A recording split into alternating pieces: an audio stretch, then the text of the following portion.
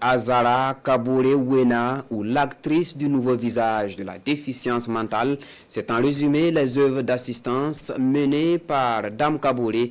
Elle fait le tour de Ouagadougou et elle essaie, à la limite de ses moyens, de relooker les personnes en situation de déficience mentale.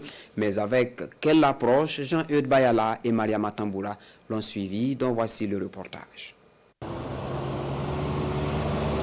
Même dans leur retranchement, Azara retrouve toujours ses amis et arrive à sympathiser, même si au départ, certains se jouaient dur.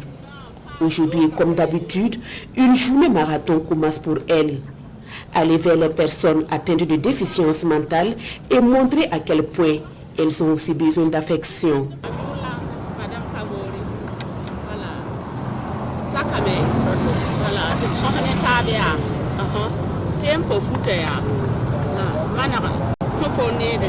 Les présentations sont faites. Quelques minutes d'échange et place donc à la transformation. Une incroyable transformation qui suscite la curiosité. Si là, les gens là, bon, si on dit c'est fou seulement, les gens ne occupent pas de les fous. Mais moi je pense que quand la dame est en train de faire comme ça, il y a des fous qu'on peut les récupérer. Voilà, ça c'est une bonne idée. C'est très bien. Ici, Dame Azara utilise une thérapie bien différente des centres classiques. Une thérapie dont elle seule connaît le secret. Je pense que c'est un don que Dieu m'a donné. Cela fait que quand je m'approche de ces malades mentaux, je ne ressens aucune peur et ils finissent par céder. Quand il s'agit de les raser, je le fais toute seule à ma manière. Dans les rues de Ouagadougou, ces personnes atteintes de déficience mentale sont facilement reconnaissables par leur apparence. Vêtements en lambeaux, chevelure épaisse et non entretenue. Elles sont par moments violentes et imprévisibles. Pour certains cas, il faut même l'intervention des membres de l'équipe de Azara. C'est le cas ici, avec cette autre amie. La transformation est terminée, mais non sans difficulté.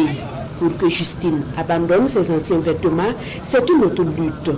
Une résistance qui se justifie selon les riverains. Justine a été plusieurs fois victime d'abus sexuels. Un matin, nous l'avons trouvée couchée non loin d'un maquis. Elle avait subi un viol. Donc vraiment, le fait de prendre soin d'elle ainsi, c'est une très belle action. L'équipe embarque pour une autre destination. Elle n'ira pas loin. Un autre citoyen se repose paisiblement sous un arbre.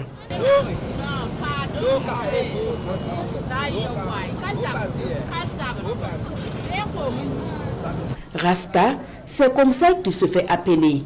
Il vit sous cet arbre depuis plusieurs années. La première approche provoque de la colère.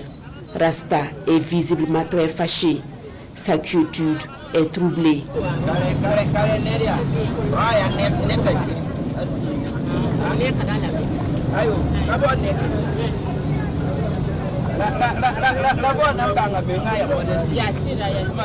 Il finit par céder et le résultat est là.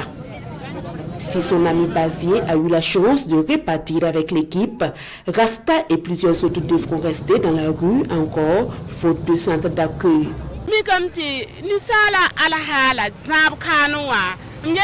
Le problème chez nous en Afrique et particulièrement au Burkina Faso, nous abandonnons nos malades mentaux. Seulement, beaucoup sont récupérables avec un peu d'attention. J'invite donc les parents des personnes avec déficience mentale à prendre soin d'eux. Avec cette action en faveur des déficients mentaux, Dame Azara veut également éveiller les consciences et faire comprendre que la santé mentale est beaucoup plus une question sociale et familiale. Beaucoup de ces malades peuvent guérir s'ils sont entourés par leur famille et leurs proches.